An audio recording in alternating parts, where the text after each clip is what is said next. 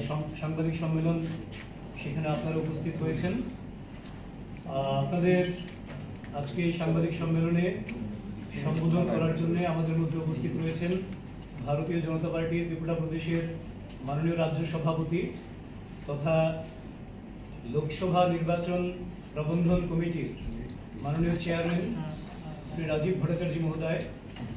উপস্থিত রয়েছেন ত্রিপুরা রাজ্যের মাননীয় অর্থমন্ত্রী তথা লোকসভা নির্বাচন প্রবন্ধন কমিটির মাননীয় কনভেনার শ্রী রণজিৎ সিংহ রায় মহোদয়।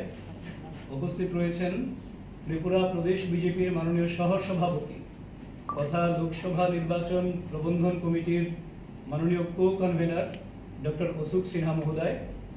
তো আমি আপনাদের সবাইকে স্বাগত জানিয়ে অনুরোধ জানাচ্ছি আমাদের মাননীয় রাজ্য সভাপতি তথা লোকসভা প্রবন্ধন কমিটির মাননীয় চেয়ারম্যান শ্রী রাজীব ভট্টাচার্য মহোদয়কে আজকের এই সাংবাদিক সম্মেলনে আপনাদেরকে সম্বোধন করার জন্য।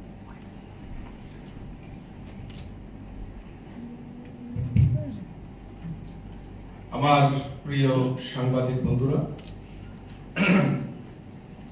আজকের এই সাংবাদিক সম্মেলনে আমার সঙ্গে উপস্থিত রয়েছেন আমাদের ভারতীয় জনতা পার্টির এই নির্বাচন পরিচালনা কমিটির কনভেনার রাজ্যের মন্ত্রী শ্রী প্রণজিৎ সিংহ রায় মহোদয়।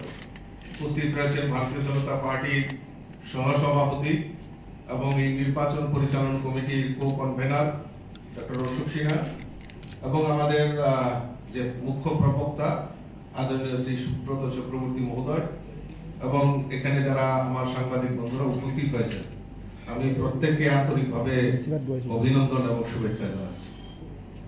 আমরা মূলত আজকের এই প্রেস কনফারেন্স ডাকার মূল উদ্দেশ্য হলো যে আমরা সবাই জানি যে এই যে কংগ্রেস এবং সিপিএম এই রাজ্যের বুকে তাদের যে অশুভ আতাত, তার অপরাধ নামা, তারা কি কি অপরাধ করেছে বিগত দিনে এবং তারা মানুষকে বিভ্রান্ত করে এই রাজ্যের বুকে রাজনীতি করার প্রয়াস করছে, সেটাকে জনসমক্ষে নিয়ে যাওয়ার জন্যই আজকের এই প্রেস কনফারেন্সের আমরা আহ্বান করেছি। আমরা সবাই জানি যে স্বাধীনতার পর থেকে এই ভারতবর্ষে কংগ্রেসের একটা বিরাট শাসন ব্যবস্থা, প্রায় দীর্ঘ 60 বছর কংগ্রেস এই ভারতবর্ষে শাসন ক্ষমতা ছিল। আর এই শাসন ক্ষমতায় থাকার পর সবচেয়ে যদি উপেক্ষিত হয়ে থাকে আজকে আমাদের এই উত্তর পূর্বাঞ্চলকে সেই কংগ্রেসের সময় উপেক্ষিত করেই সেখানে এই কংগ্রেসের রাজত্ব এবং তুষণ এবং কুসমত রাজনীতি করার প্রয়াস দীর্ঘ 60 বছর এই কংগ্রেসীরা করেছে। বিভাজনের নীতি প্রয়োগ করে উত্তর পূর্বাঞ্চলকে অবহেলা করা হয়েছে। শুধুমাত্র ভোট ব্যাংকের রাজনীতির স্বার্থে আসামের জনসংখ্যার পরিবর্তন থেকে শুরু করে মিজোরামে এয়ার রেড পর্যন্ত কংগ্রেসের হাত। এই কংগ্রেস বিভাজনের রাজনীতি করে উত্তর পূর্বাঞ্চলকে বারবার রক্তাক্ত করে তুলেছে। সেটা আমাদের কাছে একটা বড় ইতিহাস আমাদের কাছে রয়েছে। শুধু তাই নয়, বিভিন্ন সময়ে এই কংগ্রেস উত্তর পূর্বাঞ্চলকে তাদের দুর্নীতির আখড়া হিসাবে আমরা এই উত্তর পূর্বাঞ্চলের মানুষ সেটা জানি। অরুণাচলের হাইড্রো পাওয়ার কেলেঙ্কারি, আসামের এপিএসসি কেলেঙ্কারি, মণিপুরের ডেভেলপমেন্ট সোসাইটির কেলেঙ্কারি, সিকিমে প্রতারণামূলক ব্যাংক ডিপোজিট কেলেঙ্কারি, মিজোরামের সেচ কেলেঙ্কারি, উত্তর পূর্বাঞ্চলে এরকম কোন জায়গা বাদ দেয়নি। তারা এইভাবে উত্তর পূর্বাঞ্চলকে উপেক্ষিত করে কংগ্রেস দীর্ঘদিন দেশের বাইরে বিভাজনের রাজনীতি করেছেন। তা আমরা ভারতীয় জনতা পার্টি তার বিরোধিতা করছি। কংগ্রেস কয়েক দশক ধরে ভারতের ঐতিহ্য, সংস্কৃতি, ধর্ম এবং মূল্যবোধ, খ্যাতি ও গৌরবকে নির্লজ্জভাবে বিসর্জন দিয়ে চীনের রাজনৈতিক ক্ষমতাকে শক্তিশালী করে তোলার ঘৃণ্য পরিকল্পনা বাস্তবায়ন করে চলছে। বিগত 60 বছরে কংগ্রেস উত্তরাধিকার সূত্রে আসা অত্যাচারের কথা আজও মানুষ, উত্তর পূর্বাঞ্চলের মানুষ ভুলতে পারে না।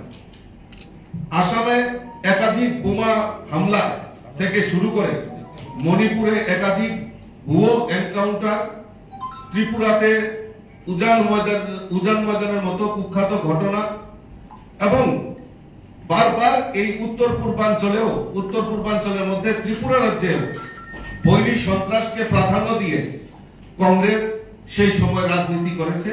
আর একটাই তাদের উদ্দেশ্য, সেটা হলো বিভাজনের রাজনীতি। সেই বিভাজনের রাজনীতি করে উত্তর পূর্বাঞ্চলকে ভারতবর্ষের মূল ভূখণ্ড থেকে পিছিয়ে রাখা হয়েছে। আমরা সৌভাগ্যবান, আমাদের দেশের যশস্বী প্রধানমন্ত্রী নরেন্দ্র মোদীজির নেতৃত্বে এই ভারতবর্ষে প্রধানমন্ত্রী হওয়ার পর প্রথম যে পদক্ষেপ নিয়েছে এই উত্তর পূর্বাঞ্চলকে ডেভেলপমেন্ট করার জন্য। আর এখন পর্যন্ত আমাদের ভারতবর্ষের যশস্বী প্রধানমন্ত্রী নরেন্দ্র মোদীজি এই উত্তর পূর্বাঞ্চলে মোট 60 বার আমাদের এই ভারতবর্ষের উত্তর পূর্বাঞ্চলে মাননীয় প্রধানমন্ত্রী সফর হয়েছে। আমরা দেখেছি উত্তর পূর্বাঞ্চলের কংগ্রেস প্রায় 60 বছর শাসনকালে এই উত্তর পূর্বাঞ্চলে 9টি বিমানবন্দর তৈরি করেছে। কিন্তু আমাদের মোদীজির নেতৃত্বে সরকার পরিচালিত হওয়ার পর এই দীর্ঘ 10 বছরে 8টি নতুন বিমানবন্দর নির্মাণ করার ব্যবস্থা আমাদের মোদীজি সেখানে করেছে। এবং শুধু উত্তর পূর্বাঞ্চলের মধ্যে এই পার্বত্য রাজ্য ত্রিপুরা, এই ত্রিপুরাকেও ডেভেলপ করার জন্য চাহে যোগাযোগ ব্যবস্থাই হোক এবং বিভিন্ন ইন্ডাস্ট্রির ক্ষেত্রেই হোক এবং সমস্ত উত্তর পূর্বাঞ্চলকে একটা করিডোরের মাধ্যমে অষ্টলক্ষ্মী যেটাকে বলা হয়, এই অষ্টলক্ষ্মীর মাধ্যমে ডেভেলপ করার যে প্রয়াস আমাদের ভারতবর্ষের প্রধানমন্ত্রী সেটা করেছে। আজকে আমরা যদি দেখি এই কংগ্রেস এবং সিপিএম এই ত্রিপুরা রাজ্যে অশুভ আঘাত করেছে। একটা প্রবাদ আছে যে চুরে চুরে মাস্তাতো ভাই। রাজ্যে দিশাহীন উন্নয়ন বিরোধী একটা জোট তৈরি হয়েছে। ক্ষমতার লোভে এবং রাজনৈতিক অস্তিত্ব রক্ষার তাগিদে কংগ্রেস ও সিপিএম এর শীর্ষ নেতৃত্বরা একজোট হয়েছে। 2023-এর বিধানসভা নির্বাচনে আমরা তার রেজাল্ট দেখতে পেয়েছি। মানুষ তাদেরকে প্রত্যাখ্যান করেছে, কারণ এই কমিউনিস্টরা দীর্ঘ টানা 25 বছর, তার আগে 10 বছর এই রাজ্যের বুকে রাজত্ব করেছে। আর এই তাদের শাসনে খুন সন্ত্রাস থেকে শুরু করে, রাহাজানি থেকে শুরু করে বিভিন্নভাবে এই রাজ্যটাকে পিছিয়ে পড়ার প্রয়াস আমাদের এই কমিউনিস্টের সময় আমরা দেখতে পাই। বিভিন্নভাবে দুর্নীতির সঙ্গে এই কমিউনিস্টরা, এই সিপিএম এর নেতারা জড়িত ছিল। আজকে সবচেয়ে বড় জিনিস যেটা, যে আজকে রোজভ্যালি বিভিন্ন চিটফান্ড সংস্থার নাম দিয়ে এই কমিউনিস্টরা, সিপিএম এর নেতৃত্বরা তাদের সঙ্গে যোগ সাজসে আজকে ত্রিপুরা রাজ্যের প্রায় 35,000 কোটি টাকার মতো গরিবদের টাকা আত্মসাৎ করার প্রয়াস সেই কমিউনিস্টরা, সেখানে অনেক সিপিএম এর নেতা মন্ত্রী থেকে শুরু করে তারা সেই কাজে লিপ্ত ছিল, গরিবদের টাকাগুলি আত্মসাৎ করেছে। নৃশংসভাবে ঘটনা আমরা ভুলে যাইনি। 1988 সনে উজান ময়দানে ঘটে যাওয়া নৃশংস ঘটনা আজও আমাদেরকে ত্রিপুরাবাসীদেরকে আতঙ্কের বাতাবরণ তৈরি করে। আজকে আমাদের কাছে সবচেয়ে বড় জিনিস যে টাকা তুলসীর কথা, 20 মার্চ 2012 দুইজন উপজাতি বালিকাকে গণধর্ষণ করা সাবরুমের টাকা তুলসীতে, এবং তাদের মাকে তাদের সামনে ধারালো অস্ত্র দিয়ে আঘাত করা, তাদের পিতাকে খুন করা, সেই সময় কমিউনিস্টের আমলে সেটা করেছে। আজকে ভুলে গেছে সেই কংগ্রেসীরা। তখন তাদেরকে তাদের আহত অবস্থায় উদয়পুর জেলা হাসপাতালে ভর্তি করা হয়েছিল এবং সেই সময় জিতেন চৌধুরীর নেতৃত্বে সেখানে গুন্ডা মাস্তান পাঠিয়ে, সন্ত্রাসীদেরকে পাঠিয়ে হাসপাতালে ব্যারিকেড তৈরি করা হয়েছে। এবং সেই সময় বিভিন্ন রাজনৈতিক দল সেই সময় প্রতিরোধ তৈরি করেছে, আন্দোলন তৈরি করেছে, সেই সময় বিরোধী দল কংগ্রেস ছিল। এই কংগ্রেসীরা সেই সময় টাটকা তুলসী নিয়ে আন্দোলন করেছে রাজ্যের বুকে, আমরাও আন্দোলন করেছিলাম সেই সময়। আজকে এই কংগ্রেসীরা এই টাটকা তুলসীর কথা ভুলে গেছে। সেই সময় টাটকা তুলসীর ঘটনা নিয়ে আন্দোলন, জিতেন বাবু নিশ্চয়ই টাটকা তুলসীর ঘটনা ভুলে যায়নি, আর সুদীপ বাবুও নিশ্চয়ই ভুলে যায়নি। তারা দুই একই মঞ্চে এখন এসে বক্তব্য রাখছেন। এটা মানুষের, ত্রিপুরা রাজ্যের মানুষ কোনোদিনে মেনে নিতে পারে না। আজকে আমরা যদি দেখি সিপিএম এর সময় চাঁদা এবং ঝান্ডা সিপিএম এর মূল আসল পরিচয়। আমরা যদি দেখি এই রাজ্যের বুকে আজকে কংগ্রেস করার সুবাদে 25টা বছর টানা কমিউনিস্টের শাসনকালে কতগুলি খুন এই ত্রিপুরা রাজ্যে সংগঠিত হয়েছে। আরে তাদের মন্ত্রী, সিপিএম এর মন্ত্রী বিমল সিনহা হত্যা হয়েছে, পরিমল সাহা চরিলামের কংগ্রেসের বিধায়ক, উনি হত্যা হয়েছেন, বিধায়ক মধুসূদন সাহা, প্রাক্তন বিধায়ক মধুসূদন সাহা হত্যা হয়েছে। আজকে বহু কংগ্রেসী এই কমিউনিস্টের শাসনে, কমিউনিস্টের ঘাতক বাহিনী দ্বারা নিহত হয়েছে, নতুবা ত্রিপুরা রাজ্য থেকে রাজ্যান্তরী হতে হয়েছে। আজকে কাদের স্বার্থে ওই কংগ্রেসীদের অপরাধ, মানে কংগ্রেস করার সুবাদে তাদের অপরাধ একটাই ছিল, তারা বিরোধী দল করত, তাদেরকে নৃশংসভাবে হত্যা করেছে, নতুবা রাজ্যান্তরী হতে হয়েছে। আজকে প্রশ্ন রাখতে চায় ওই সুদীপ বাবুদের, প্রশ্ন রাখতে চায় সেই কংগ্রেসী পরিবারগুলি যারা নিহত হয়েছেন, যারা কমিউনিস্টের দ্বারা আক্রান্ত হয়েছেন। আজকে তাদের কাছে প্রশ্ন রাখতে চায় যে কাদের সাথে তারা ওই রাজনৈতিক আতা সিপিএম এর লেজর বৃদ্ধি করার জন্য তারা একযুগে এক জায়গায় আজকে রাজনৈতিক নির্বাচনে লড়াই করছে, তার ইতিহাসটা আমরা বলে যাইনি। আমাদের এই রাজ্যে শ্যাম হরি শর্মা সেই সময় জুট পিরিয়ডের সময় নৃশংসভাবে ওনাকে হত্যা করা হয়েছিল, উপনির্বাচনে উনি প্রার্থী হয়েছিলেন। আমরা ভুলে যাইনি চাঁদ মোহন ত্রিপুরা, আমাদের ভিলেজ কমিটির একজন নির্বাচিত জনপ্রতিনিধি, এই কমিউনিস্টের ঘাতক বাহিনীরা নৃশংসভাবে হত্যা করেছে। নিশিকান্ত চাকমা, অবাক হয়ে যাই আমরা, সেই 18 নির্বাচনের আগে 6 মাস রেডিয়াসে আমাদের 11 জন কার্যকর্তাকে নৃশংসভাবে খুন করা হয়েছিল এই কমিউনিস্টের ঘাতক বাহিনীরা, এবং বহু নেতা এবং আমাদের বিভিন্ন কার্যকর্তাদের উপর হামলা হুজ্জুতি থেকে শুরু করে তাদেরকে মিথ্যা মামলায় ফাঁসানোর প্রয়াস সেই সময় কমিউনিস্টের সরকার করেছে।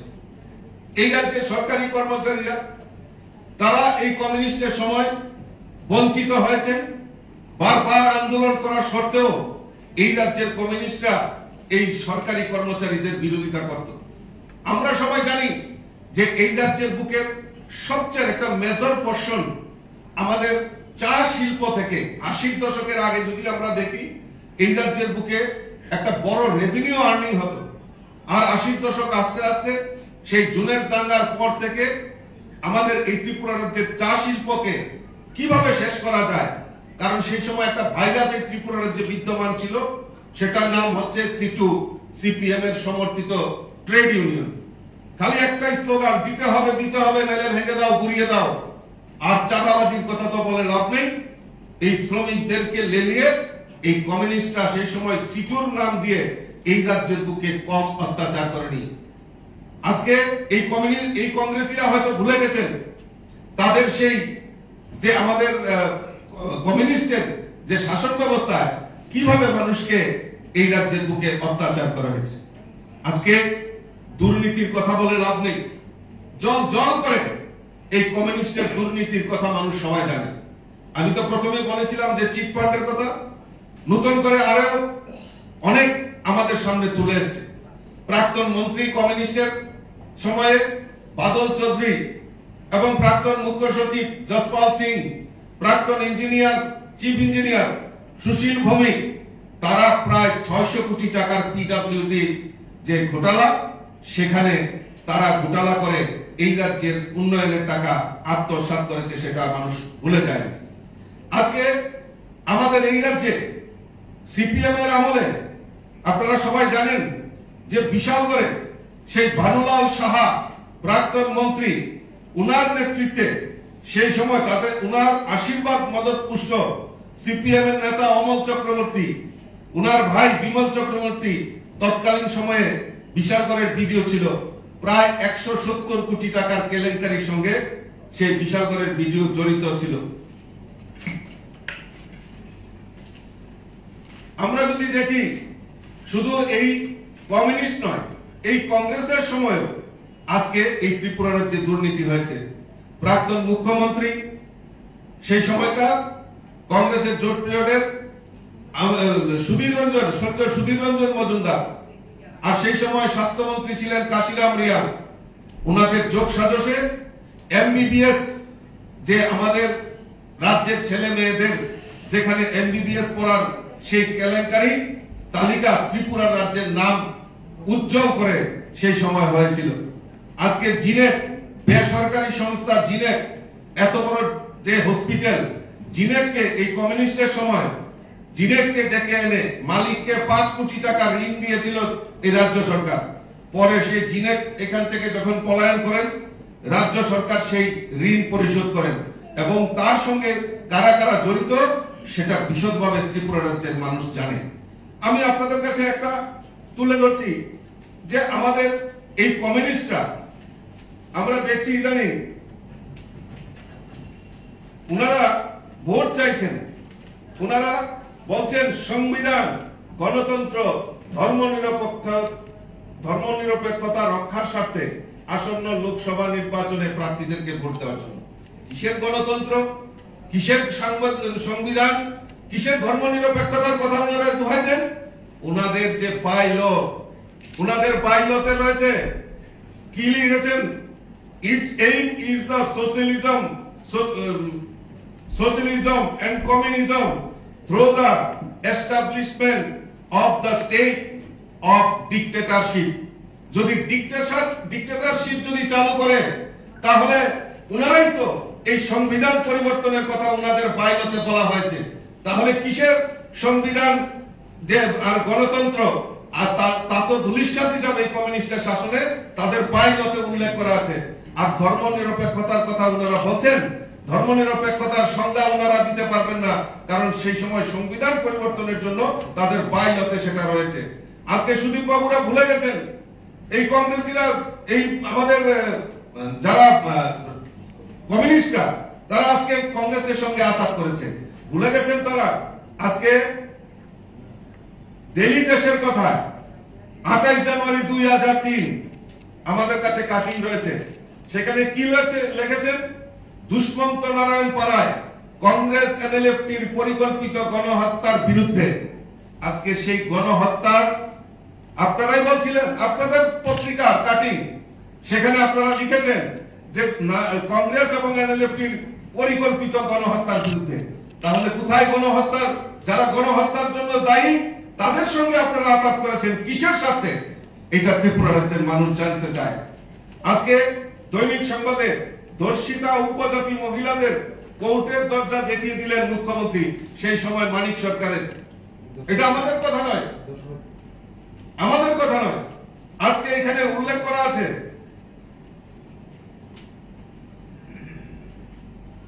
সিপিএম এর নির্বাচনী গাড়ি থেকে অস্ত্র উদ্ধার। দৈনিক সংবাদে ধৃত প্রার্থীর এজেন্ট দেহরক্ষী আটক, ইলেকট্রিক ভোটিং মেশিন। আমরা ত্রিপুরা রাজ্যের মানুষ সেগুলি ভুলে গেছি, আজকে গণতন্ত্রের দোহাই দিচ্ছেন। কাজে আমি বিশ্বাস করি আমরা যে অভিযোগগুলি রেখেছি তাদের জবাব দেওয়ার, তাদের মুখ রাখার নেই। কংগ্রেস এবং সিপিএম এই রাজ্যের বুকে মানুষকে বিভ্রান্ত করার জন্য রাজনীতি করার প্রয়াস করছে, কারণ তাদের অতীতে তাদের চেহারা যে ছিল সেটা আপনাদের সামনে তুলে ধরেছি। আমার কাছে আরো বহু এভিডেন্স রয়েছে, আমি তুলে ধরবো একে একে করে তাদের সেই নারকীয় যে ঘটনা, সেই ঘটনাগুলি আপনাদের সামনে তুলে ধরবো। আমি আপনাদের কাছে, আপনাদের মাধ্যমে সমস্ত রাজ্যবাসীকে আহ্বান করব যে আপনারা জানেন এই রাজ্যের ইতিহাস, যে কংগ্রেসীরা আজকে বিরোধী দল সেই সময় থাকতো, নির্বাচন আসলেই তাদের হঠাৎ করে মনে হতো যে না, ত্রিপুরা রাজ্যের পরিবর্তন দরকার। মানুষ পরিবর্তনের পক্ষে ছিল, কিন্তু এই কংগ্রেসীরা সিপিএম এর কাছে বিক্রি হয়ে যেত। তাই দিকে দিকে মানুষ কংগ্রেসকে এবং এই কমিউনিস্টদেরকে প্রত্যাখ্যান করে 2018-তে ভারতীয় জনতা পার্টি সরকার এনেছে এবং 2023-এও পুনরায় ভারতীয় জনতা পার্টি সরকারকে ত্রিপুরা রাজ্যে প্রতিষ্ঠা করেছে এবং সেই প্রতিষ্ঠা লগ্ন থেকে ভারতীয় জনতা পার্টি মানুষের সমাজের প্রত্যেকটা অংশের মানুষের জন্য কাজ করছে। আর আমি দৃঢ় চিত্তে আপনাদের মাধ্যমে সমস্ত রাজ্যবাসীকে আহ্বান করব যে এই অশুভ আঘাত, এই অশুভ যে জোট, কংগ্রেস সিপিএম কে তাদের প্রায়শ্চিত্ত করার সুযোগ দিতে হবে, তাদেরকে প্রায়শ্চিত্ত করতে হবে। এই ত্রিপুরা রাজ্যের মানুষের কাছে, সকলের কাছে ক্ষমা চাইতে হবে তারা কিসের সাথে, কাদের সাথে আজকে এই অশুভ আঘাত করেছে। আগামী লোকসভা নির্বাচনে আমাদের পূর্ব এবং পশ্চিম আসনে প্রার্থীদেরকে বিপুল ভোটে জয় করার জন্য আমি আহ্বান রাখছি এবং তখনই তাদের প্রতি, এই কংগ্রেস সিপিএম এর প্রতি তাদের যে অশুভ জোট, তাদের বিরোধিতা তখনই সম্ভব হবে যখন আমরা তাদেরকে জামানত বাজেয়াপ্ত করে আমাদের দুটি আসনের পদ্মফুল ফুটিয়ে মোদিজির হাতকে শক্তিশালী করব। এই কথাগুলি বলে আমার আলোচনা শেষ করলাম। নমস্কার। প্রধানমন্ত্রী কবে আসছেন?